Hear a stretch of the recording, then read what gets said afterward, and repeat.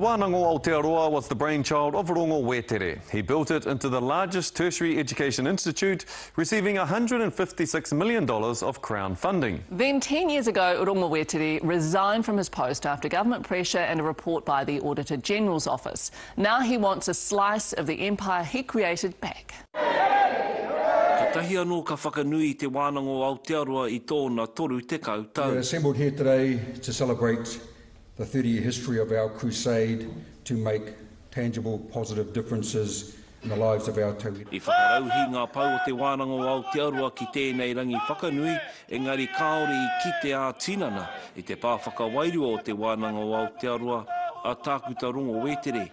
Engari, kei te tuku mihi ngā tauira tuatahi ki aia. Rongo's dream was to see this place go, places so he could get basically the riff-raff off the streets, and he cleaned up a lot of streets in a lot of towns. Hoi, kua hoki mai a tākuta Rongo Wetere ki te taone. It's great to be back. I've had 8 years in Canada. Kua te whakaro o ngētahi me noho tonu ia ki Kānata, kua hoki mai ki tōna ukaipo ki Aotearoa. Wehe ia I raro I te rama whakawā I te tau 2000 Mārima. Struggle to control the country's biggest tertiary provider is turning into a lesson in tactics.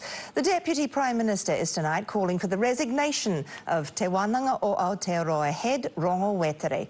Just 24 hours ago, Mr Wetere was claiming an audit report vindicated his management. The country's largest tertiary institution is also one of the government's largest problems. I te tau 2000 Mārima, engari kua hoki mai a Wetere ki te kapuake I te Wānanga, nā no I timata. Do you or Aotearoa Institute want to run the Wānanga again? Sure. And stick to the kaupapa that we put in place way back in the 90s. You know, that kaupapa stood the test of time. We are absolutely determined to provide free education to our people, and we did it. As the one institution in New Zealand, we did it. And we've provided probably $1 billion worth of free education, not only to Marae, but for all those that enrolled in the institution. And I mean, that is unheard of. Ko tōna whakāhua tonu kei runga I ngā pakitara o te Wānanga, he tuahangata ki etehi, he hoha ki etehi anō, pērā I te kāwanatanga. The embattled CEO first came under fire when ACT MP Ken Shirley pushed for a full inquiry by the Auditor General into the Wānanga. In today's statement, Rongo Wetere says he always intended to act in the best interest of the staff, students and the Wānanga, and was pleased that the auditor's report showed no fraud, no corruption and no nepotism. And he announced 3 council members of the Wānanga have been reinstated to bring it back to full strength. E te koutou whai muri mai ko te hiahia o te pane o mua o te Wānanga, kia whakahoki a te Wānanga ki tōna pakari, kei te kawea te Wānanga o Aotearoa ki te kōti e te Institute o Aotearoa. For me, to have to take our own institution to court is hugely disappointing. We're not there to disrupt the teaching and the staff and the students. We're there to support. And so we're left with having to take a claim, which is justifiable, for intellectual property rights. Ko te wero nui kei mua I te tai urungi hua Jim Mather, te rongo I ngā auē o te Rongo Wetere. My view on the legal action is that it's dishonourable, and I taken the view that Te Wānanga Aotearoa will not be bullied by this legal action. We believe we've acted honourably throughout and have fulfilled all of the obligations under the 2006 agreement which we reached with the Aotearoa Institute.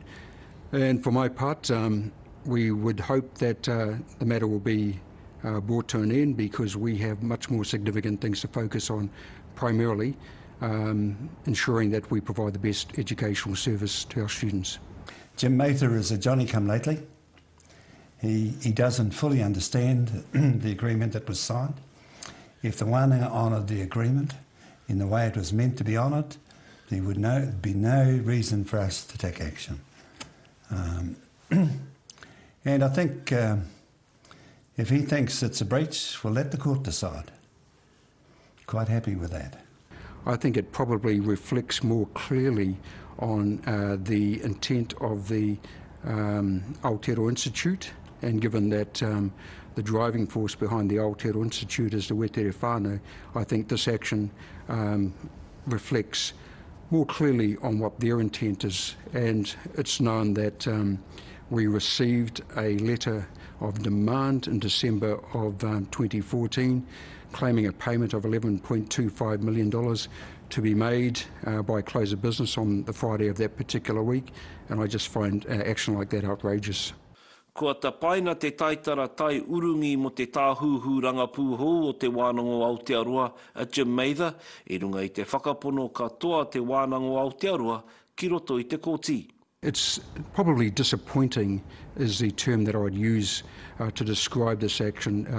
Mr Wetere has a long association with Te Wānanga o Aotearoa, obviously the founder of the organisation. He holds a certain level of respect for what he achieved during that time. We would now hope that we would be left unencumbered to carry on and further develop and grow our organisation for the benefit of our students.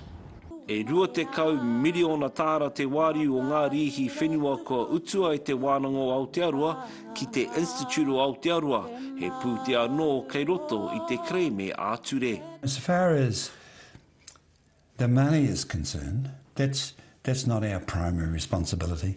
That's not what we're primarily doing this for. We're doing this to establish our rights as the institution that created the Wānanga, to have a say in its operation.